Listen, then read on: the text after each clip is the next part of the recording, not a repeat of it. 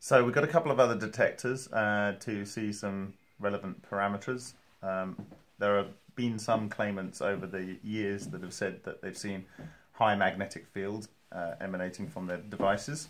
And Stoyan-Sarg says that if you're getting the hydrogen into the Rydberg state, where it will express a magnetism 620 times larger than the normal magnetism that protium with an electron, with a single electron, will exhibit. And this is key to getting Rydberg clusters and superclusters and so on. So there's reasons why you might see high magnetism in a claimed working device, according to Stoyan. And so we have this Samsung S7, and here it's got vectors for the magnetism, X, Y, and Z, and they're all currently negative at the moment, and they actually will read positive or negative depending on the direction of the magnetic field. And I've identified from before, from doing some tests with Suhas's part process fuel, that the magnetometer is up here in the top left hand corner, and I think this is because it needs to be used for things like the Google stereo headsets, where they have a magnet that they move up and down on the headset, and that allows you to switch modes on the headset. So that's how those things work. So I have a neodymium magnet here, which is from a holder for mobile phones. It's quite strong, so I'm going to bring it into the top here, and you might see the field change. So we've got minus 100 there on the Y vector. Take it away and it's back down to 0. I'm going to bring it in from the bottom here. So we've got plus 125, you see.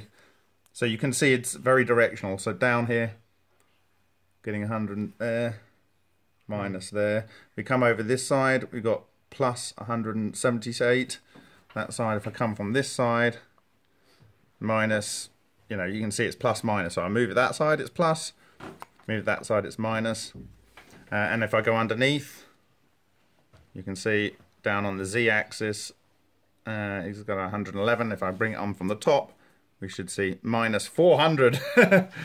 So it's very directional. So by placing this near the reactor, if there's any kind of magnetic fields, we'll be able to tell the direction of those magnetic fields and their relative strength based on, you know, the distance from the core and so forth. So this is one tool. This is a free tool that you can get for your Samsung phone, so you can use it in your experiments. What's it called? It's called multi-sensor.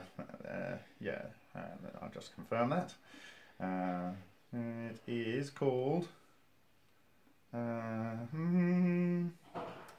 somewhere here.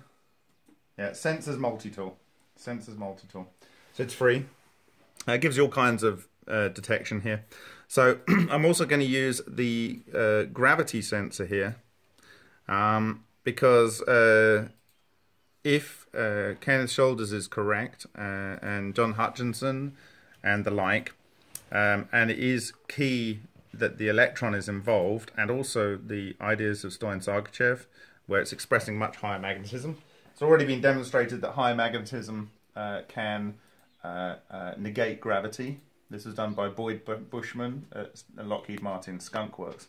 And he dropped 2 balls, one with a very strong set of 2 donut-shaped neodymium magnets that were put so that they were in repel mode with a brass bolt in between. And he got some students to drop it, I think, 40 feet. And 500 times out of 500 times, the one without the magnet landed secondarily. The one without the magnet landed first. The one with the magnet landed afterwards. So he demonstrated that a high magnetic field can, to some degree, negate gravity. And this is not surprising if we consider that the electron can interact with gravity. So here we have, again, X, Y, Z factors. And what's the speed of gravity? Is it 9.76 meters per second? What is it? Anyone in the room? Squared. It's 9.82, is it? Yep, 9.8.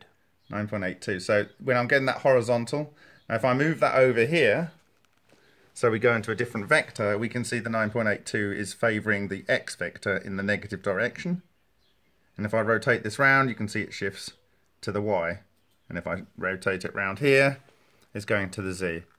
So if there's if we're expressing any form of anti-gravity by having this in a particular orientation next to the device, you will have all of these vectors, and we'll be able to see if there's any effect. Boyd-Bushman demonstrated a device that was able to have an effect of lowering gravity over a distance, and so it'd be interesting to see if these reactors do that.